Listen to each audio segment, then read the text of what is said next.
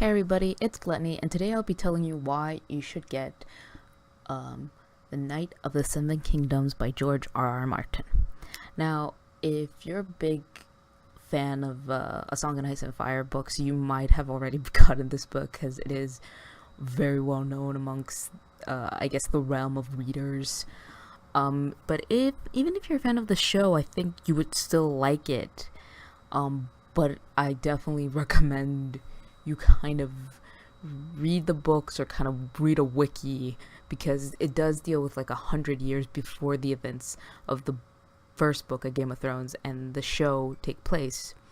So basically, we follow around two characters. The main character is Duncan the Tall, or Dunk as he's affectionately called, and he is a almost 7-foot hedge knight.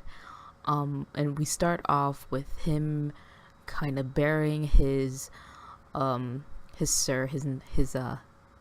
master, and him kind of having to be his own person for the first time. And he goes to this tourney and he decides that he's gonna try and win some money there, and that's basically where we start off. And our second character is this little boy named Egg. Now, we're introduced to Egg as this kind of tavern brat, dirty, washes himself in the river kind of deal. And then we find out that he's actually a Targaryen. And through events that I won't say because I don't want to spoil, the two of them end up traveling the Seven Kingdoms together. And it's a very interesting and very sweet, I want to say sweet book, compared to all the, I dare say, darkness that A Song of Ice and Fire goes through, with the betrayal and the backstabbing and the destruction of entire families. It's nice to read some books that are very much, I would even say, Don Quixote-esque, like kind of these two characters just kind of going on adventures, very mundane ones. Like, they're not, as so far, they're not saving any princesses or fighting dragons, but they're kind of just going through the countryside. And it's very interesting because the interaction between these two characters is very sweet, very much alike of big brother, little brother. But the thing that is also very interesting to book readers is that this takes place during a very interesting time in the A Song of Ice and Fire timeline. It takes place in the time of basically the aftermath of the Blackfire Rebellion, or like the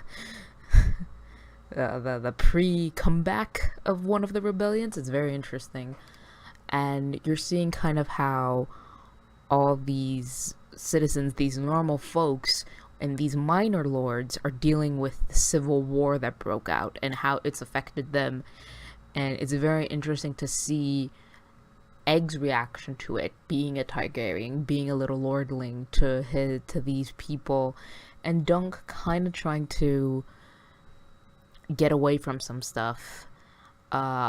It's very interesting. So far, there is, I have one. It's the bundle of the novellas. I think, yeah, there are three out. Three novellas out. All written by George R.R. Martin. He has said that he's gonna write more, but yeah, between finishing the Song of Ice and Fire and Dunk and Egg, I'll take the Song of Ice and Fire. But if you're kind of finished with the books or finished with the series and you want to get into this world, because you really do get seeped into the world when you're reading Dunk and Egg, I'd highly recommend it. It's very nice. You can get the novellas, which are all bundled together, which I have, which have illustrations that are just beautiful, very fairy tale-esque, almost like they're out of like the Brother Grimm's tales. But originally these were sold as like little novellas in big bundle packs, that George R. R. Martin does with other authors, like Dangerous, like I think one of them was called Dangerous Women. So yeah,